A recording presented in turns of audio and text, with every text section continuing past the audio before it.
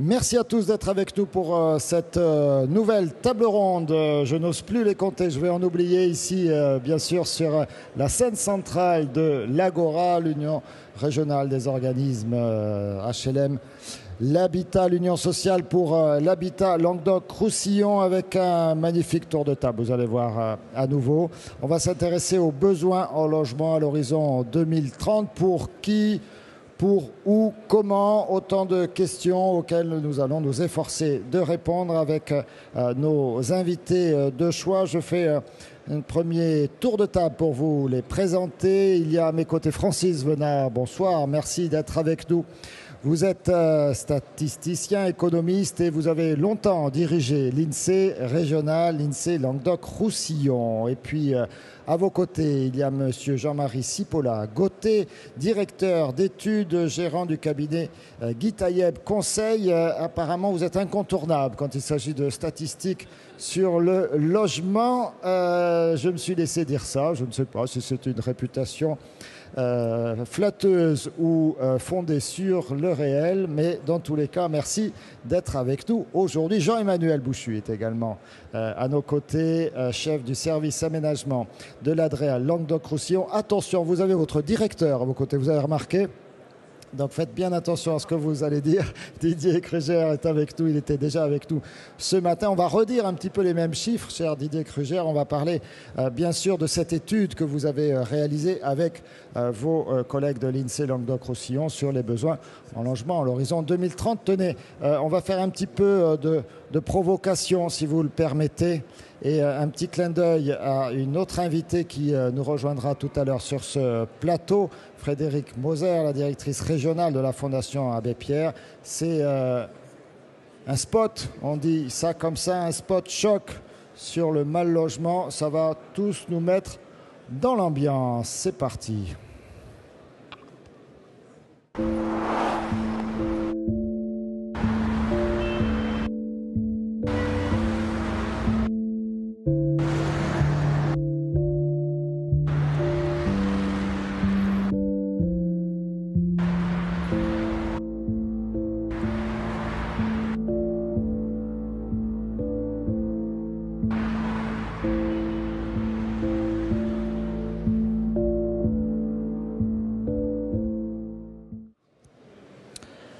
Voilà, alors ça peut sembler un peu provocateur, mais bon, je pense que c'est nécessaire parfois de redire des choses un peu fondamentales. Voilà, et j'en profite d'ailleurs pour regarder, on retrouve le sourire déjà avec Clé 12 qui excuse l'abbé Pierre de pas pu vous dire, et pour cause. Il fait un petit peu référence à la table ronde précédente où on a eu beaucoup d'excuses pour des absents. Alors, le besoin en logement 2030, je me tourne vers vous tout de suite, Didier Kruger. Forte demande, il faut répondre aux besoins. Combien devra-t-on construire de logements? Vous n'allez pas vous donner tous les chiffres, il faut en laisser pour vos collègues. Mais dressez-nous un peu un premier portrait de cette situation assez particulière de la région Languedoc-Roussillon, quasi championne, après la Corse, mais ce sont peut-être des régions pas comparables, de la poussée démographique en France. Oui, alors effectivement, la région Languedoc-Roussillon est championne de France de la poussée démographique, avec Midi-Pyrénées. Donc, lorsqu'on fusionnera, ça sera toujours la région championne de France. Et on est toujours en train de suivre ce mouvement, c'est-à-dire qu'on construit beaucoup en Languedoc-Roussillon. On oublie de le dire, parce qu'on fait souvent le constat d'échecs, mais il faut quand même voir qu'on a en plusieurs années, en une dizaine d'années, on a pratiquement quadruplé la construction de logements. C'est-à-dire le rythme annuel de construction, c'est ça. On a commencé, on était dans des objectifs de 1000 à 1500. Maintenant, on est en logements sociaux, on est à 4000, 5000, et en logements globaux, on est pas loin des 20 000. C'est-à-dire que, en fait, on est toujours à courir derrière l'objectif. Bon. Alors, ça veut dire qu'il faut chaque année faire mieux pour obtenir.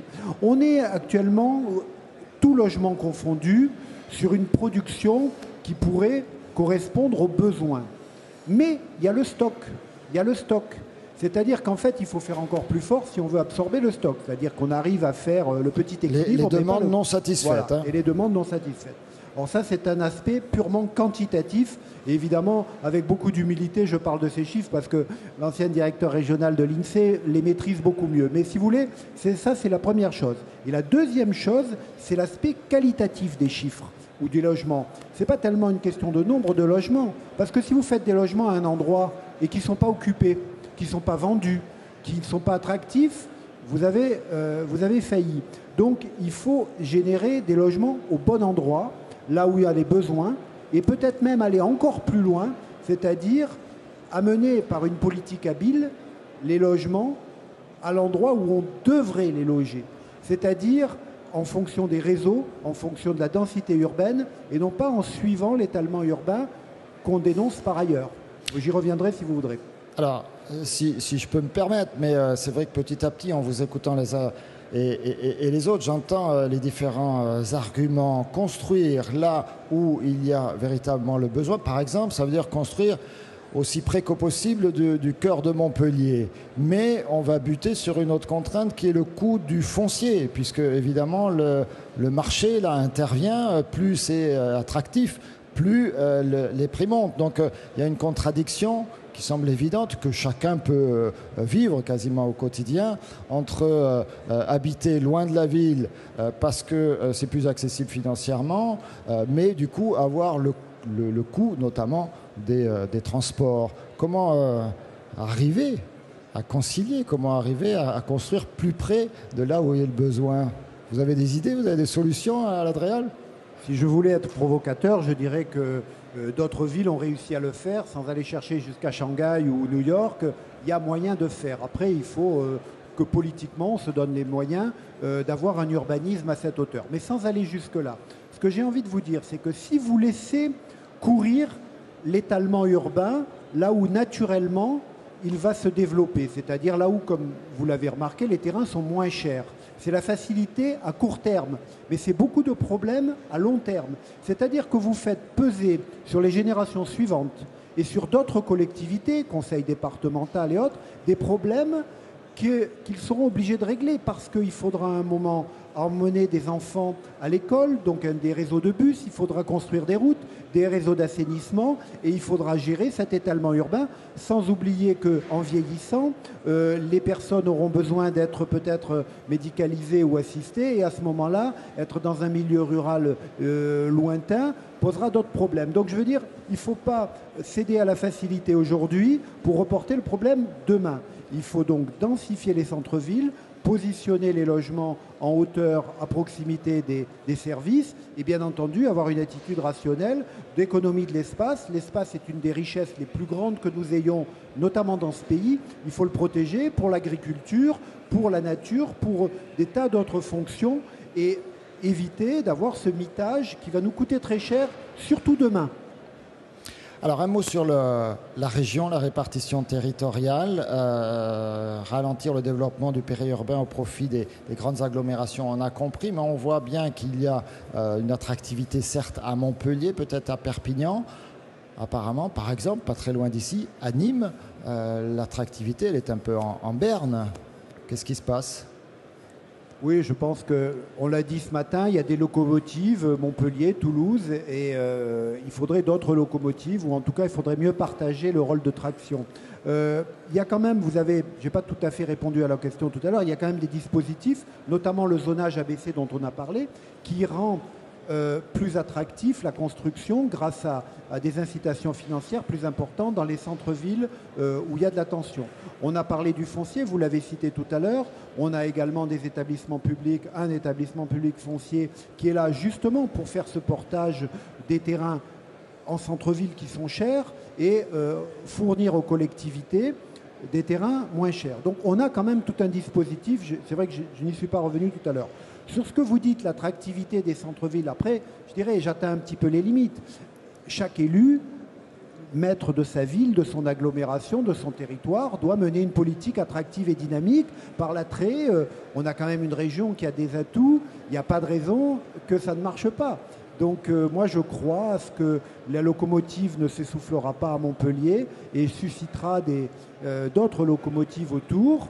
Bon, nous, on sera là pour accompagner le mouvement, mais on ne peut pas tout faire au niveau de l'État. Il faut aussi que les collectivités dynamisent les territoires et les atouts qu'elles ont. Voilà, on fera passer le message. Francis Venat, cette étude, alors, déjà resituée, les conclusions ont été rendues, là, ces jours-ci, c'est ça? Ça marche. Oui, c'est une étude qui est tout à fait récente qu'on a conduite, que l'INSEE a conduit avec les collègues de l'Adréal. Bon, ce qu'on a fait, c'est ce qu'on appelle une projection. C'est-à-dire qu'on a regardé les tendances démographiques, d'autres caractéristiques de l'évolution des logements, et on a prolongé les tendances avec certaines hypothèses sur les fécondités, sur la natalité, la mortalité, etc., etc. Donc, c'est une projection, c'est-à-dire que ce n'est pas une prévision.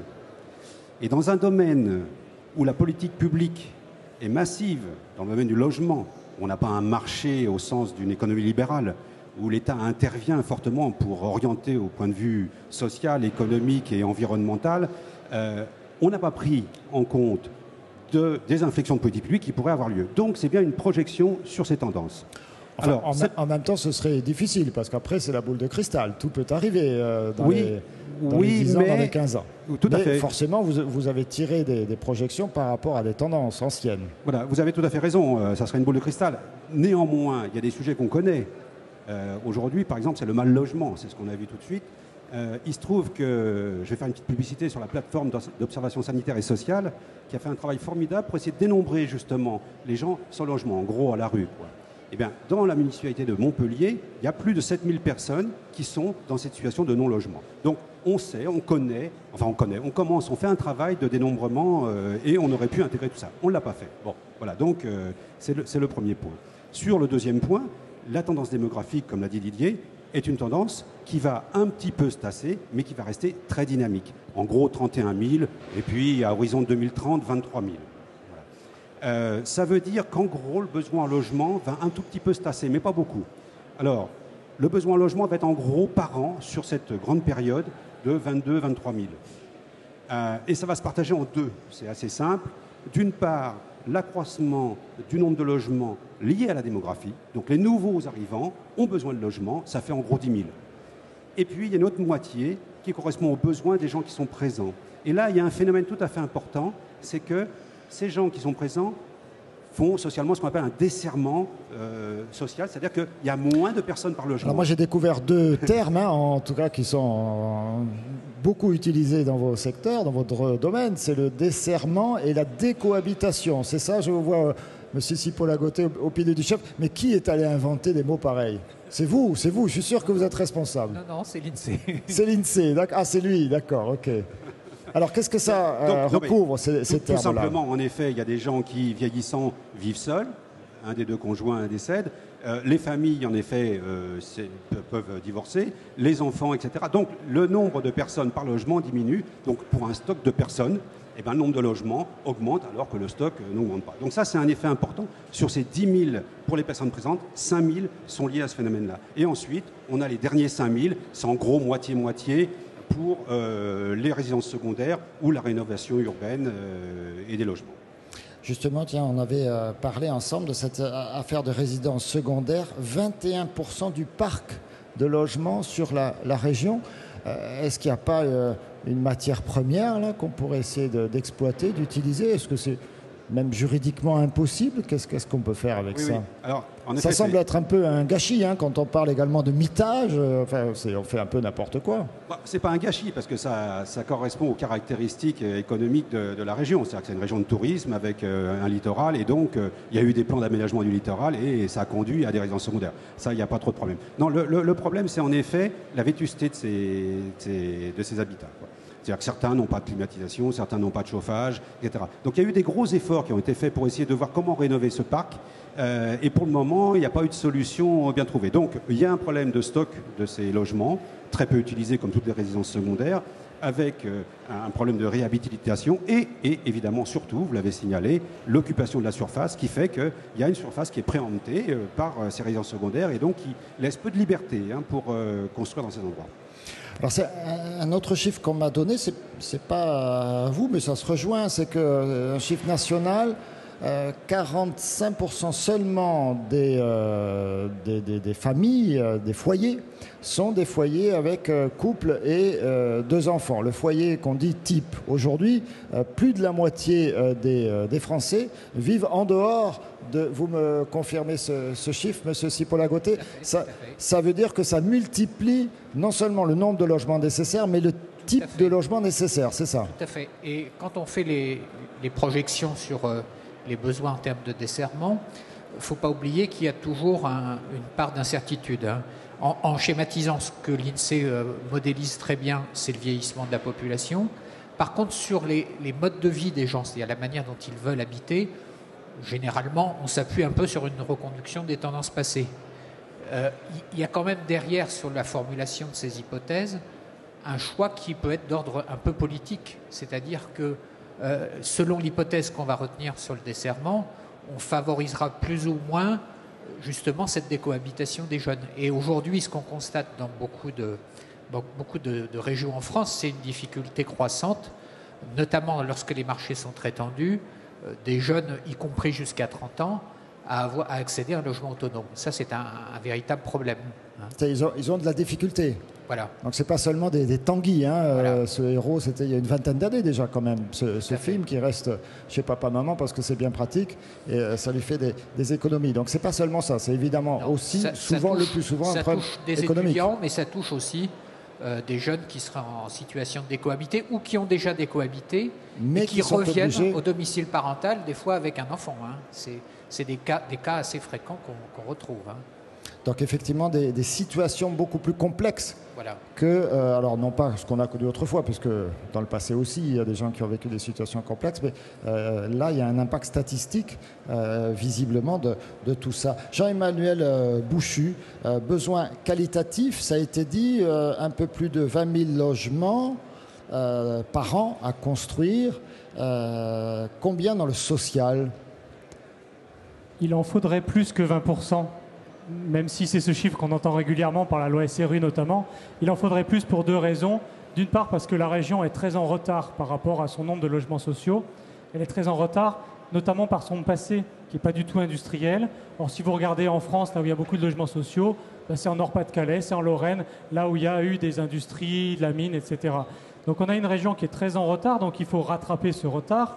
On est la 18e région par ordre de nombre de taux de logements sociaux. Donc il en reste que 3 derrière nous seulement. Et puis la deuxième raison, c'est cette forte précarité qui caractérise la région et donc un besoin accru de faire du logement social pour accueillir une population plus importante que dans d'autres régions compte tenu de cette forte précarité. Donc il faudrait, pour rattraper ce retard historique et ce retard de précarité, environ 6 000 à 6 500 logements par an pendant un certain temps, pour n'arriver qu'à 12,5% du parc, alors que la moyenne française est à 16%. C'est hors renouvellement urbain en plus. Oui, hors renouvellement urbain, effectivement, uniquement sur la construction d'un parc neuf. Hors renouvellement, c'est-à-dire la loi en rue, hors remplacement, voilà. Hors remplacement, bien sûr, c'est en plus du neuf, du plus, oui. Du remplacement. Sachant que, alors vous le disiez, il n'y a pas des bassins post-industriels aussi importants qu'en Lorraine, peut-être par exemple, mais ça existe quand même. Il y a le nord du Gard, les Cévennes, avec beaucoup d'HLM, mais qui ne trouvent même pas forcément preneur. Exactement. On regarde les chiffres, ce qu'il faut regarder, c'est qualitativement derrière. Est-ce que les besoins sont au bon endroit? Est-ce qu'il y en a assez? Mais est-ce qu'ils sont au bon endroit? Et vous prenez un bon exemple. À la Grand-Combe, il y a des logements vacants. Des logements sociaux vacants. Par contre, on n'en a pas besoin vraiment à la Grand-Combe. On en a besoin sur Montpellier, on en a besoin sur Perpignan, dans une moindre mesure sur Béziers, sur Nîmes. Donc les besoins ne sont pas forcément au bon endroit. Ils ne sont pas forcément non plus dans la bonne typologie. On a l'Adréal dans son étude qu'on a conduite avec l'INSEE, avec le bureau d'études Guy Taïeb Consultant, on a été identifier ces typologies pour voir si ce que l'on construisait correspondait réellement aux besoins. On se rend compte que pour ce qui est de la typologie, on construit beaucoup de T3 et de T4. Pour tout un tas de raisons sur lesquelles on pourrait revenir, mais on construit beaucoup de T3 et de T4. Or, ce n'est pas là-dessus qu'il y a le plus de demandes. La plus forte demande, elle va s'exprimer sur les T2 et les T1, et on en construit beaucoup moins que de T3 et de T4. On a une demande pour un T4 sur 4 demandes qui n'est pas satisfaite, 1 sur 8 pour les T2. Et puis il y a le problème des loyers. Quand on construit du neuf, on construit du haut de gamme. Et les bailleurs font un travail extraordinaire puisque les logements qu'ils livrent sont de très bonne qualité. Sauf que ça a un coût. Et que donc le loyer qui est exigé, même s'il est plafonné, c'est un loyer que toutes les populations modestes ne peuvent pas s'offrir. Il est plafonné, c'est-à-dire qu'il est au maximum du plafond. Il est plafonné, il est plancher, il est plafond. Donc il y a un certain nombre de personnes qui vont pouvoir accéder à ces logements sociaux, mais pas toutes. Et donc on va avoir une paupérisation de l'ancien. On va poser la question tout à l'heure à un bailleur social. Et quel bailleur social? C'est Jean-Pierre Pugin, c'est l'Office départemental de l'Hérault, je ne sais plus combien de milliers de logements en gestion. Mais vous, pour l'instant, et il répondra tout à l'heure, comment vous expliquez ce comportement des bailleurs sociaux qui orientent leur construction vers du T3, du T4, quand vous leur expliquez que non, il faut faire du plus petit? Ils ne vous écoutent pas? Ils n'avaient pas vu l'étude encore, c'est ça? L'étude vient de sortir? L'étude vient de sortir, c'est M. Cipolla-Gauthey qui l'avait gardé dans le tiroir?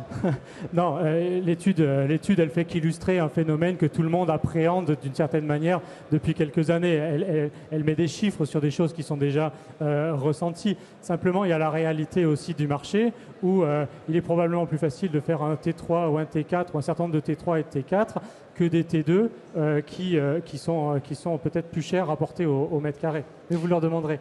Monsieur Cipolla-Gauthey. Oui, de précision. En fait, le problème qu'on a, c'est pas tant sur ce que construisent aujourd'hui les bailleurs sociaux, c'est sur le stock de logements. Et sur le stock de logements, on a une très faible proportion de petits logements par rapport aux autres régions françaises. Et donc ça, effectivement, c'est un retard qui va être difficile à combler. Oui, le stock, c'est 127 000 logements. Et on en construit 4 à 5 000 par an dans la région en logements sociaux. Donc ça montre effectivement toute l'importance qu'il y a à gérer le stock. Oui, l'un d'entre vous m'a donné également un autre chiffre, vous allez me confirmer, c'est qu'en fait, la rotation se fait beaucoup plus par les changements à l'intérieur des parcs existants que par la construction, la nouvelle offre. Il y a une proportion très importante d'écart. Tout à fait. Vous la donnez, cette proportion, avant que moi je dise une bêtise? Elle est très variable après suivant les statuts d'occupation. C'est-à-dire que ça tourne beaucoup plus vite dans les logements locatifs privés, ça tourne beaucoup plus lentement dans le locatif social et encore plus lentement chez les propriétaires. Donc on a des taux qui sont très variables. Par exemple, dans le parc HLM, on est à peu près à 9% dans la région, je crois, de mémoire, un petit peu en dessous de la moyenne nationale. C'est un taux qui est assez faible et qui a baissé, notamment avec les effets de la crise. Et ça, c'est un handicap parce que donc quand le renouvellement dans l'existence est 9%, 10%, alors que la construction, ce n'est que 1% de plus. C'est voilà, c'est ça. Donc quand on perd 1 ou 2% dans le taux de rotation, on perd énormément de capacité d'emménagement de personnes qui sont dans le besoin. Un mot sur... on a beaucoup parlé de la région. Pour mieux comprendre ce qui se passe en région, un mot sur le national. On a ces mêmes tendances, on a ces mêmes mécanismes. Il y a des régions où la pression démographique est moins forte quand même. La région Languedoc-Roussillon se caractérise par un très fort dynamisme sur le plan démographique et sur le plan de la construction de logements, ce qui n'est pas du tout le cas forcément de toutes les régions. On a des marchés qui sont beaucoup plus détendus, mais dans lesquels il y a des besoins aussi quand même, je dois le préciser. Souvent au niveau du ministère, on a eu tendance à assimiler marché peu tendu et absence de besoin, ce qui n'est pas le cas. On peut avoir une faible tension, mais quand même des besoins, notamment de renouvellement important d'un parc HLM, par exemple, qui en Champagne, en Picardie, en Nord-Pas-de-Calais, d'un parc HLM qui est souvent aujourd'hui complètement obsolète. D'accord. Alors, je vais juste faire une petite opération, un petit souci de changement de micro. Je vais proposer à M. Bouchu, à moins qu'on ait oublié de dire quelque chose d'essentiel, de céder sa place à Maxime Chaudorge. Et je vais également proposer à Francis Venat de céder sa place à Jean-Pierre Pugens, qui est parmi nous. Je l'ai vu tout à l'heure, qui doit être par là. Voilà, ça y est, il nous rejoint. Donc il était là, il a bien écouté la première partie de cette table ronde. Voilà, Jean-Pierre Pugens, je le rappelle, directeur d'Hérault Habitat, et puis Maxime Chaudorge, directeur des études à l'Agence nationale de de l'information sur le logement. Alors, vous, qu'est-ce que vous pouvez nous apporter comme précision, notamment, et on va évidemment renvoyer la question à Jean-Pierre Pugens, sur ce problème de la taille des logements. Monsieur Chaudorge. Pour reprendre quelques propos que donnaient les invités précédemment, on est sur à la fois une question à la fois technique et politique. Et sur la question des typologies de logements, de la taille des logements, c'est la même chose. La question, elle est à la fois technique et politique. Par exemple, on a dit qu'il y a beaucoup de T4 dans le parc existant. Le parc de logements sociaux, c'est une sorte de... Tous les parcs de logements sont des paquebots. La construction de logements neufs influence à la marge le stock de logements et l'offre de logements. Alors, ici, on construit beaucoup, donc il y a peut-être un logement neuf attribué pour 2 logements anciens attribués. Mais en tout cas, le stock est aussi important que le neuf. Et pour les typologies, c'est pareil. Alors, ce qu'on peut souligner, c'est qu'effectivement, les bailleurs produisent beaucoup encore de T4, mais ils produisent aussi des types de logements de plus en plus variés. Maintenant, au niveau national, les logements foyers et les logements étudiants, ça représente 20% de la production des bailleurs sociaux. Il y a de plus en plus de construction en maisons individuelles et de construction de logements petits, 1 pièce, 2 pièces. Et le produit phare des bailleurs sociaux, maintenant, c'est devenu le 3 pièces. Ce n'est plus le 4 pièces. Donc oui. Voilà, ça c'est un premier point qu'on peut souligner sur les typologies. Sur les typologies, on peut souligner un autre point, c'est que les bailleurs, ils sont confrontés à la fois à un système APL, loyer, coût d'investissement qui détermine un peu les équilibres d'opération, qui donne beaucoup de contraintes. Et ils ont en même temps, ils sont aussi dans le marché. C'est-à-dire que, par exemple, si on peut dire à une personne âgée, on va vous mettre dans un T1. Si la personne âgée veut pas de T1, c'est pas parce que l'APL la solvabilise que dans un T1 qu'on la mettra dans un T1. Enfin, c'est pas le bailleur qui décide in fine si la demande s'exprime pour les T1 ou pas. Et les T3 ont quand même un bel avenir, notamment pour les personnes âgées, les couples de personnes âgées modestes, ou les T2 pour les personnes âgées seules. Pour pouvoir accueillir éventuellement les petits-enfants, voilà, etc. C'est ça. Alors un peu d'espace. C'est un compromis entre les subventions nécessaires pour sortir des loyers pas chers et offrir suffisamment de mètres carrés à ces ménages pour que, mine de rien, ils veuillent louer ces logements. Un couple de personnes âgées n'ira pas vivre dans un 2 pièces de 30 mètres carrés.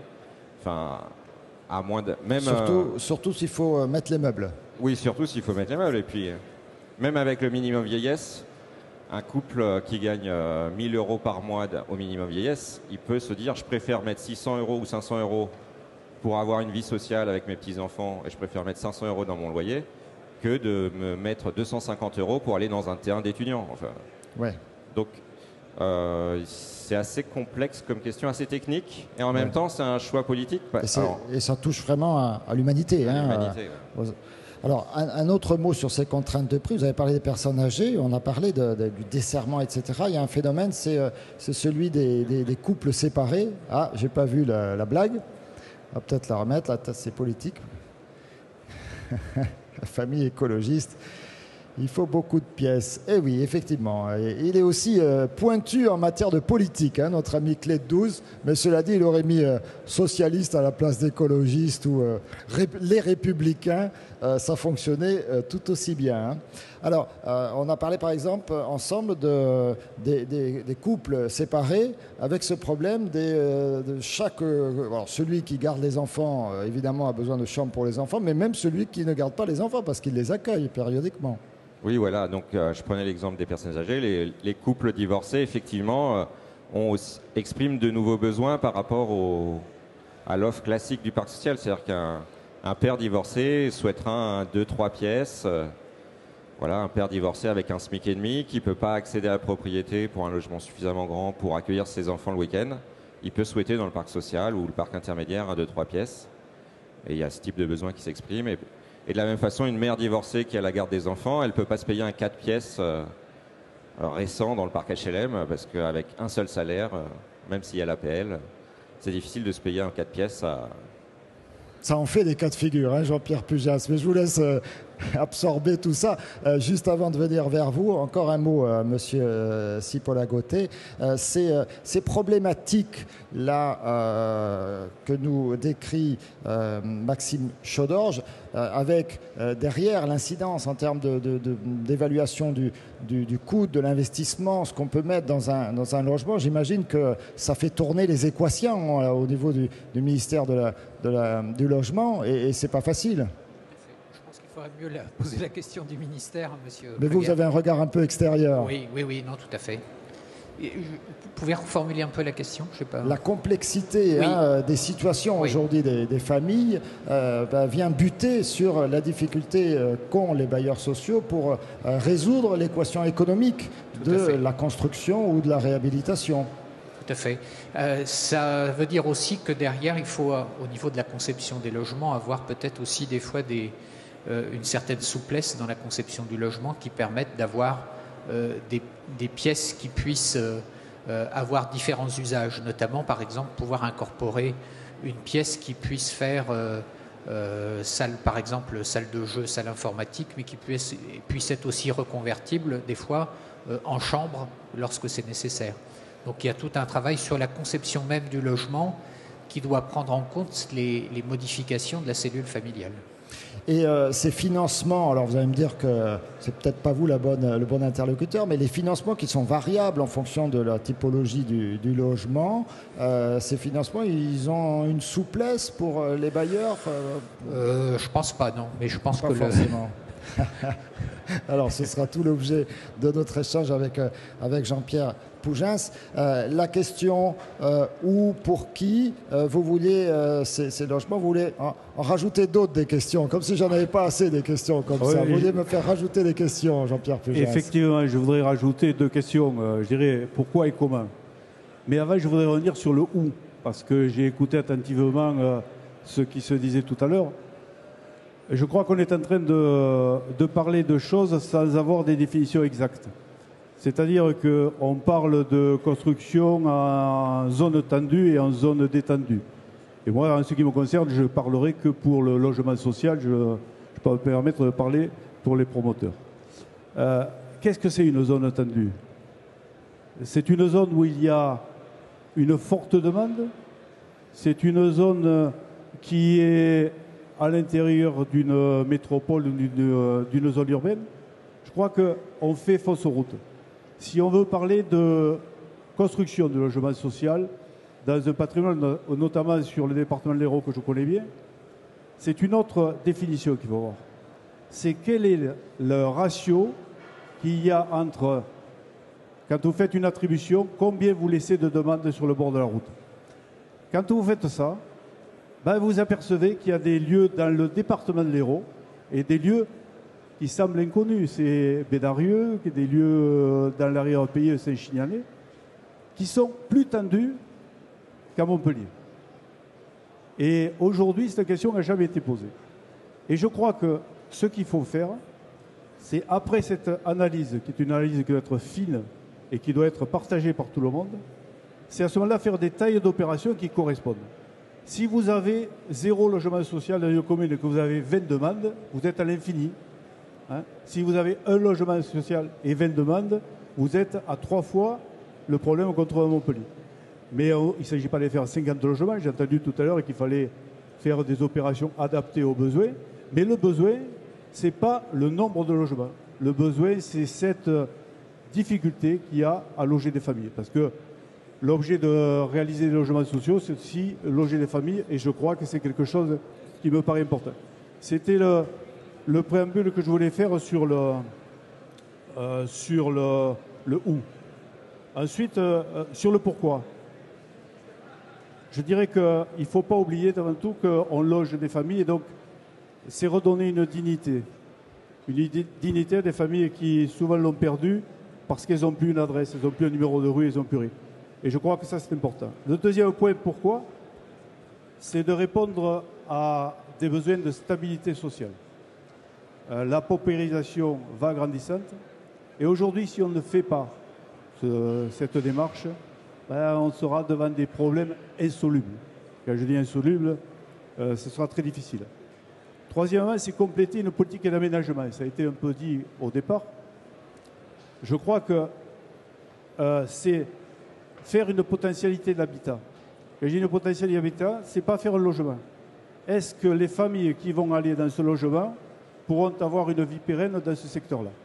C'est-à-dire que c'est un accompagnement. Le logement est un accompagnement et il est aussi même accompagnement que sont les aménagements. On ne peut pas construire si on n'a pas à côté mettre des familles, s'il n'y a pas des équipements scolaires, s'il n'y a pas des équipements sportifs, s'il n'y a pas des collèges de transport, ça a été dit. Et je crois que ça aussi, c'est quelque chose qu'il faut prendre dans le commun. Alors, si on ne s'adapte pas, on aura des migrations et on retrouvera des logements vides. Hein, vous citiez la Grande Combe tout à l'heure, parce que les gens, il n'y a plus rien à faire. Donc, quand il n'y a plus rien à faire, ben, ça va, on va chercher notre endroit. Donc, le logement, il fait partie d'un ensemble. Et au terme pourquoi, hein, je vais rajouter le comment. Alors, dans le comment, je vais être un peu explosif. Quand je dis explosif, c'est que je crois qu'aujourd'hui, il faut prendre une bombe et faire exploser le financement du logement social. Quand je dis ça, c'est qu'aujourd'hui, on marche à côté de nos pompes dans tous les éléments qu'on nous propose. Vous parliez tout à l'heure de taille de logement. Comment peut-on comparer une construction qui se fait dans une durée de 1 an, 2 ans, enfin, j'y reviendrai, avec une évolution de la composition familiale, une évolution démographique qui, elle, tous les jours, se remet en cause. Donc ce qui est fait, c'est des stocks. Ce qu'on essaie de faire, c'est rattraper à l'instant T. Quand on aura fini, peut-être l'instant T ne sera plus celui-là. Et donc, on va courir toujours. Donc, il ne faut pas avoir trop de grandes réflexions là-dessus. Il faut s'adapter, mais il n'y aura pas de solution miracle. Donc, quand je dis faire exploser le logement social, c'est aujourd'hui... Le financement, vous avez dit, le logement social, pas faire exploser le logement social. Je suis trop... Là, je ne comprends plus rien. Je suis trop friand du logement social. Vous êtes plus un dynamiteur, vous êtes un terroriste. Je ne suis pas un terroriste, peut-être dans certains secteurs. Mais je crois qu'aujourd'hui, l'autre élément qu'il faut savoir, on parle de loyer de sortie pour adapter aux familles. Or, aujourd'hui, le financement fait le loyer, alors que c'est le loyer qui devrait faire le financement. C'est-à-dire que vous parliez tout à l'heure de financement de type 3 à 4, non, c'est le même. C'est le même. C'est la catégorie sociale que l'on a posée dessus qui fait que le financement change. Donc je crois qu'aujourd'hui, ce qu'il faut se dire, ce qu'il faudrait se dire, je pars d'un loyer que je veux et quel financement je mets en place. Et aujourd'hui, à l'inverse, on part d'un financement très, très contraint, le loyer sort, il sort trop cher. Alors quand il sort trop cher, qu'est-ce que vous faites? Les offices, il faut baisser le loyer. Et de l'autre côté, on nous dit, il faut équilibrer vos recettes. Donc ça me paraît compliqué si on ne met pas un grand coup de pied à la fourmilière. Donc ça, c'est un point qui me paraît... Alors, comment jouer sur ce prix, ce coût? Puisque vous dites, OK, on adapte, on sait que la typologie des foyers fait qu'un couple va pouvoir payer tant de loyer, une personne seule tant de loyer, donc il faut partir de là, je comprends bien votre démarche. Oui, mais... Comment vous faites pour adapter vos coûts de revient à ce prix de loyer? Alors, possible? Comment on fait? Plusieurs solutions. D'abord sur la construction. Aujourd'hui, il faut que vous sachiez qu'on met plus de temps pour choisir un architecte que pour construire 50 logements. C'est-à-dire que nous sommes ancrés, nous avons des pieds lestés par une réglementation, et il semble que les bailleurs sociaux sont des voyous. Hein, c'est-à-dire qu'on contrôle tous les mots, tout ce qu'ils font, etc., etc. Et quand je vous dis, pour choisir un architecte, il vous faut grosso modo 4 mois, 5 mois. Le temps qu'il fasse son projet, il faut 8 mois, le temps qu'on dépose le dossier. Et puis la réalisation, c'est 80% du temps qu'on a dépensé. Donc je crois qu'il faut qu'on commence à revoir l'aspect normatif sur le déroulement.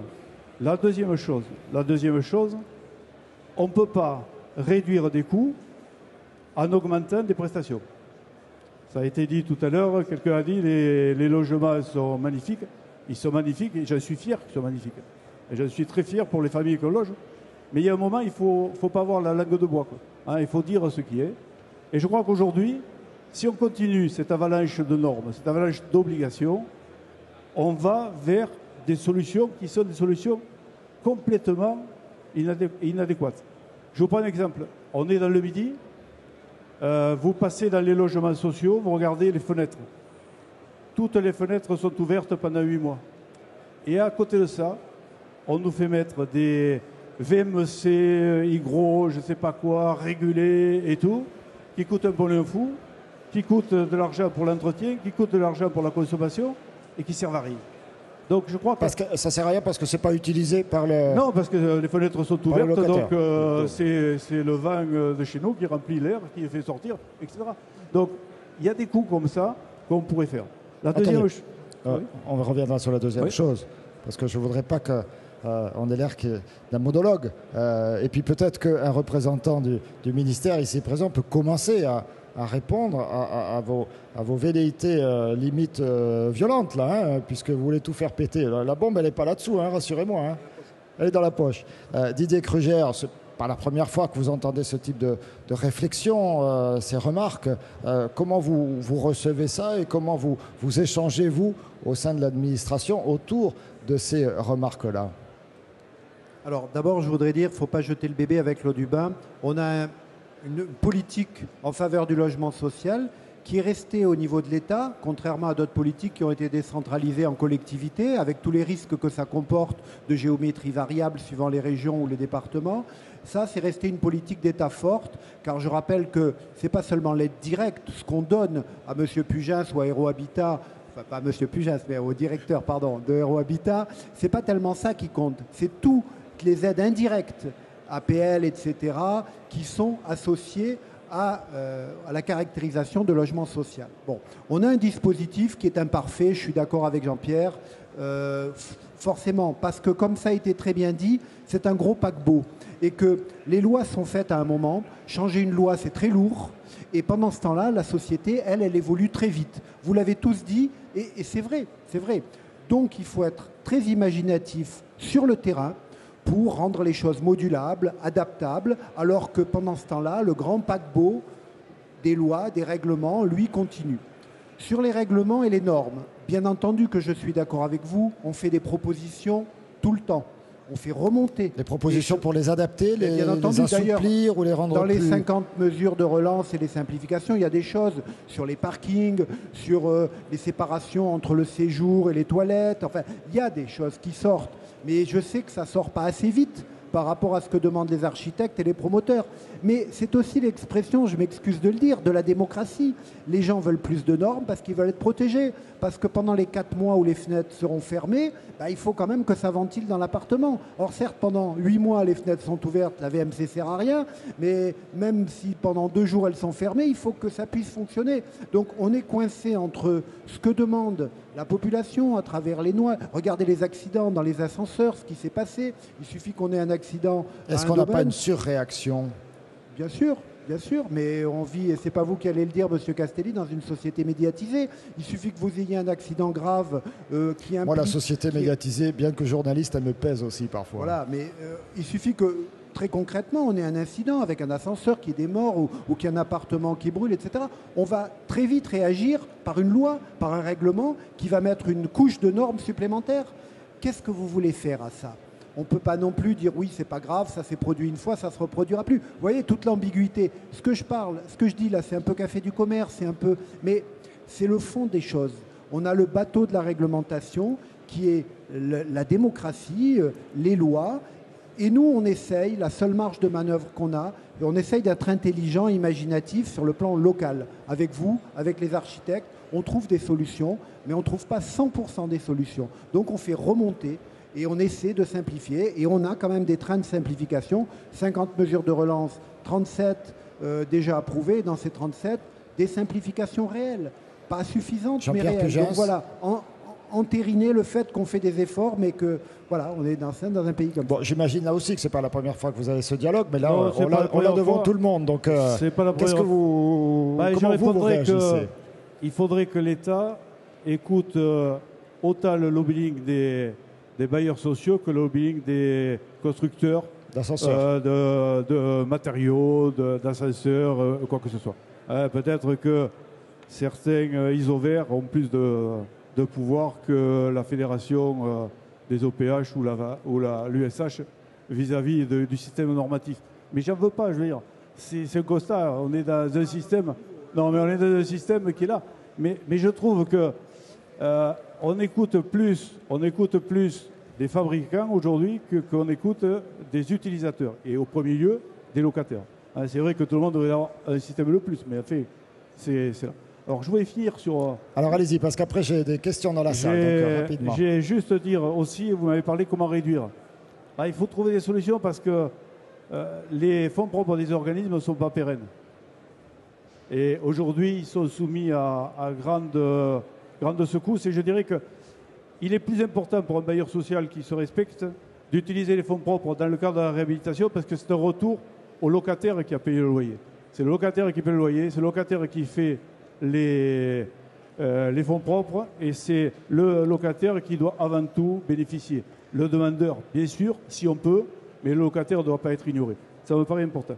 Le deuxième chose, c'est on s'est basé jusqu'à maintenant pour réduire les loyers sur les subventions des collectivités. On sait où sont les subventions des collectivités. Moi, je ne sais pas ce qu'elles seront demain. Et aujourd'hui, on ne s'en préoccupe pas. On dit, on verra demain, on repousse, on fait la boule de neige. Et je crains que quand la boule de neige soit au milieu, on soit dans une situation complètement catastrophique. Et le dernier point, qui est mon dada, je le dis, on parle partout, là j'ai entendu dans tout le congrès, que 70% des demandeurs ont moins de 60% des plafonds de revenus, qui dit un financement PLAI chez nous, les prêts locatifs aidés, l'insertion. Et aujourd'hui, le financement, c'est l'inverse. C'est 30% de PLAI et 60% de plus. Pourquoi on fait ça? On n'a aucune logique dans ce raisonnement. C'est-à-dire, c'est une logique purement financière qu'on ne veut pas mettre sur la table. Je connais quelqu'un, enfin je ne l'ai pas connu parce que j'étais trop jeune à l'époque. Il y a 2000 ans, il a fait pareil avec des petits pays. Il avait passé, il les a multipliés. Ici, l'État, avec la même somme de subvention, d'abord fait un pourcentage sur le plus où on donne 0 ou 1 euro de subvention pour un logement et le met sur le PLAI. Donc, il y a déjà ce premier-là. Et deuxièmement, les subventions unitaires par logement sont diminuées, et voire de moitié. Donc, quand vous avez la même subvention et que vous diminuez la subvention unitaire de moitié, vous faites 2 fois plus de logements. Ça, j'appelle ça la multiplication des logements. Donc, il y a JC qui l'avait fait il y a quelques temps. Et là, peut-être que quelqu'un de chez nous pourra le refaire. Bon, en tout cas, vous voyez, pour faire passer votre message, le lobby des bailleurs sociaux, il fait un peu rire les autres lobbies qui sont sur la place. Restez avec nous, Jean-Pierre Pugin. On peut applaudir quand même, effectivement, notre ami Clé 12, qui parfois résume en un dessin bien des développements. Je vais vous proposer de quitter la salle, et vous également. Monsieur Kruger, je crois que vous en avez assez entendu. Restez avec nous, Monsieur Pugens. Je vais demander à Catherine Dardet de nous rejoindre, également à Frédéric Moser et à Xavier Bringer. Alors, Catherine Dardet pour la métropole, attention, sinon je vais me faire reprendre. Première vice-présidente dans la métropole, élue à Castelnau-le-Lez. Et puis, on a Frédéric Moser, directrice agence régionale de la Fondation Abbé Pierre. Et puis Xavier Bringer, le président de la Fédération des promoteurs immobiliers. Mais on a d'autres réactions dans la salle, notamment, je crois, celle de Jean-Paul Giral, un de vos collègues, cher Jean-Pierre Pugin, il est directeur général d'Un Toit pour tous. Alors, vous êtes essentiellement basé dans le Gard, mais vous vous êtes dit, tiens, je vais quand même aller aussi travailler dans l'Hérault, parce que bon, Pugin, et puis il fait que râler, il fait pas bien son travail, donc je vais amener des solutions alternatives. Non, c'est pas ça que vous avez dit du tout. Je vous en prie. Non, premièrement, Jean-Pierre travaille très bien, il a des bonnes idées. Non, tout simplement, il a dit quelque chose de très vrai. Je crois qu'on oublie que tous les villages aujourd'hui, enfin, on va dire tous ceux qui ont plus de 1500 habitants, Dans leur CCAS, ils ont des gens à loger, ils ont des gens qui galèrent, ils ont des jeunes qui veulent rester au village et avec la pression foncière, ils ne peuvent pas rester. Donc je pense qu'il est effectivement d'abord cohérent de regarder où sont les besoins. S'il y a 10 ménages à loger dans un petit village qui n'a pas de logement social, peut-être il faut commencer par là. Enfin, en tout cas, c'est le biais qu'on a pris dans la nouvelle agglo des Pays de l'Or. Je crois que le parc social ne représente même pas 3% du parc immobilier. Je pense qu'avant d'aller... Il faut racheter les pyramides de la Grande Motte, là. Il y a des appartes, là. C'est compliqué. Il faut aller voir les Belges, il faut aller voir les Hollandais. Non, mais très sincèrement, Montpellier a quasiment 25% de logements sociaux. Il en faut, c'est bien. Il y a des acteurs. Mais du Vidourle jusqu'aux portes du Corum, il n'y a quasiment pas de logements sociaux. Et pourtant, il y a beaucoup de monde à loger, il y a beaucoup de salariés à loger. Et paradoxalement, il y avait peu d'acteurs qui s'intéressaient à ce territoire. Voilà. Donc vous allez être présent, c'est important, Jean-Pierre Pugens, vous êtes 30 organismes au sein de Euro Habitat, qui est cette diversité, parce que tout seul, on ne peut pas tout faire, c'est ça? Exactement, et puis tout dépend le patrimoine d'intervention. Nous, on fait plus facilement effectivement 2 logements à Ferrals-et-Montagne ou à Saint-Paul-de-Thomières que 100 logements à Montpellier. Chacun a son rayon d'activité, mais il faut rester dans un équilibre global de tout ça. Parce que faire 2 logements, ça coûte très cher. Mais c'est un droit qu'ont les locataires d'habiter, même s'ils sont dans les pays retirés. Je crois que les services publics ne se limitent pas à des problèmes de rentabilité, à des problèmes de localisation. Autre intervention, cette fois on va partir dans l'Aude avec Alain Fabre. Il est conseiller à l'agglomération du Grand Narbonne et également président d'un OPH, l'OPH Domitia Habitat. Vous êtes par là, c'est ça, oui. Voilà. Alors, vous vouliez intervenir notamment sur ces problématiques, on l'a évoqué tout à l'heure, de localisation de l'habitat social. C'est bien de faire ou d'avoir à faire 20%, 25% pour certains, mais est-ce que parfois on les fait vraiment aux bons endroits, ces logements sociaux? Oui, alors je ne reviendrai pas sur ce qui a été dit sur les villes, bien entendu, où il y a bien entendu le besoin, mais ça fonctionne, et puis les intervenants l'ont déjà souligné. Je voudrais dire qu'il faudrait un peu qu'on sorte du débat Montpellier-Toulouse. Tout à l'heure, le directeur de l'Adréal recherchait des territoires dynamiques. Bon, je lui signale qu'entre Montpellier et Toulouse, il y a de vastes régions avec des agglomérations telles que le Grand Narbonne. Autour, il y a des communautés de communes, et nous sommes en train de discuter donc de la mise en place d'un pôle métropolitain. Voilà. Donc il y a la nécessité d'aller aujourd'hui faire du logement social sur l'ensemble d'un territoire. Et bien entendu, en dehors de la ville, il y a des spécificités, il y a des territoires qui sont prêts à accueillir donc, du logement social, mais encore faut-il ne pas l'implanter n'importe où. Et ce où, il faut le réfléchir, anticiper. Et c'est ce que nous avons fait au Grand Narbonne en faisant une commission transversale, donc en regroupant 4-5 vice-présidents et moi-même, où nous avons réfléchi à comment mettre les logements sociaux afin que ce soit parfaitement adéquat. Et tout à l'heure, ça a été, Jean-Pierre Pugens a commencé à le dire, il ne faut pas les mettre n'importe où. Je crois qu'il y a plusieurs entrées. Un, il y a une entrée sociale. Deux, il y en a plusieurs, mais deux, il y a une entrée économique. Il y a une entrée donc, sur la mobilité. Il y a une entrée sur les équipements publics, aussi bien de santé, et c'est un réel problème aujourd'hui dans le milieu rural, y compris dans nos agglomérations où il y a du dynamisme démographique, mais où il y a également un désert donc, médical qui est en train de s'instaurer, et il y a aussi donc l'éducation. Donc il faut que nous réfléchissions en fonction de nos projets de développement économique. Et nous en avons par exemple, donc, de très fort sur le Grand Narbonne, le dimensionnement du port de la Nouvelle, 200 millions d'euros. Nous allons accueillir, et Béziers également, une gare TGV à côté de Narbonne, entre Montredon, Corbières et Narbonne. Donc, il va inévitablement, nous faisons des réserves foncières avec Lézignan. Nous avons près de 200 à 300 hectares déjà de réserves foncières. Je crois qu'il faut penser demain à ce développement économique qui va arriver. Anticiper les emplacements et la réserve foncière également pour faire à proximité donc, du logement social qui pourra accueillir donc des gens qui auront besoin de travailler ici et sur ces endroits-là et de se loger. Aujourd'hui, on voit des implantations qui sont dans l'arrière-pays, notamment donc dans des villages qui malheureusement en ont besoin pour repeupler leur situation, mais cela pose aussi d'autres problèmes, et M. le directeur de l'ADREAL le disait également. C'est-à-dire que lorsqu'il y a des soins à mener à des enfants, et qu'il y a dans ces logements des familles qui sont là, parce que c'est là où on trouve les loyers les moins chers, parce que ce sont les familles défavorisées donc, qui sont dans ces endroits-là, ces gens-là n'ont même pas les besoins, parce que ce n'est pas desservi par des transports ou par des transports collectifs communs, ont des problèmes pour accéder donc, aux soins. C'est le problème d'avoir les services qui correspondent. Donc, voilà, il faut qu'on implante ces logements sociaux dans des territoires pertinents, adéquats en fonction des perspectives d'évolution donc, que nous réfléchissons donc, sur les différentes communautés de communes ou agglomérations. Voilà, c'est ce que je voulais dire. Donc il faut anticiper, il faut être réaliste et il faut être concret. Voilà, je crois que c'est ça, et partir donc du terrain. Et nous, les maires, on est bien passés pour réfléchir à tout ça et participer à cette élaboration. Voilà.